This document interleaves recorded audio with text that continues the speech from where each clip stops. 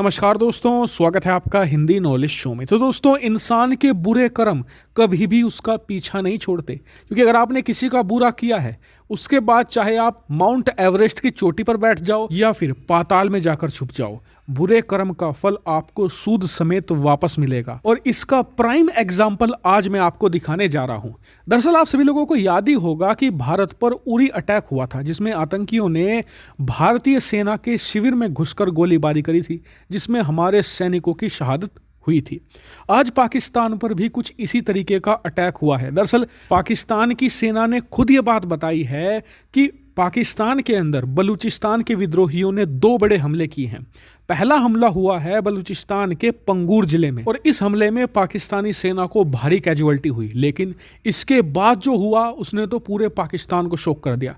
दरअसल इसी हमले के कुछ ही घंटे बाद बलूचिस्तान के नौशकी स्थित एक पाकिस्तानी सेना के शिविर में बड़ा अटैक हुआ और कई सारे बलूच विद्रोही इन कैंपों में घुसे और हमला किया, जिसमें पाकिस्तानी सेना को हद से ज़्यादा कैजुअल्टी हुई है। हालांकि पाकिस्तानी सेना ने कोई आंकड़ा नहीं दिया है, लेकिन आप स्क्रीन पर देखिए, बहुत सारे न्यूज़ रिपोर्ट ये बता रही हैं कि 100 से ज़्यादा पाकिस्तानी सैनिकों को मार गिराया गया है। अगर आप मेरी वीडियो को रेगुलरली फॉलो करते हैं तो आप जानते ही होंगे कि पिछले 15 दिनों के अंदर ये तीसरा बड़ा हमला है, क्योंकि अब से 15 दिन पहले पहला हमला हुआ था लाहौर सिटी के बीचों बीच, जो पाकिस्तान का सबसे सुरक्षित इलाका माना जाता है।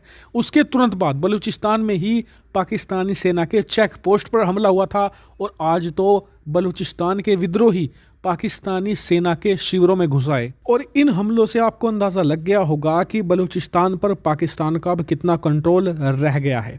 इतना ही नहीं, अभी तो पाकिस्तान पर सिर्फ बलूचिस्तान के विद्रोही हमला कर रहे हैं। ये तो शुक्र मनाइए कि टीटीपी यानी कि तहरीक तालिबान पाकिस्तान अभी चुप बैठा हुआ है, वो कोई मेजर अटैक नहीं कर रहा है। अगर ये दोनों संगठन एक साथ हमला करने पर आ गए तो पाकिस्तान को घुटनों पर ले आएंगे, पाकिस्तान लिटरली क्रम्बल करने लगेगा। लेकिन इस हमले के बाद मुझे भारतीय सेना और सरकार पर बहुत गर्व है। वो इसलिए कि भारतीय सैनिक चाहे उरी में शहीद हुए हों, चाहे गलवान घाटी की हिंसा में शहीद हुए हों, या फिर किसी और आतंकी हमले में शहीद हुए हों, हमारी सरकार और सेना अपने सैनिकों को प्रॉपर सम्मान देती है और खुलकर दुनिया को बताती है कि हमारे इतने सैनिक अपनी मातृभूमि को सुरक्षित करते हुए शहीद हो गए। लेकिन पाकिस्तान अपनी सेना के शहादत को छुपा रहा है।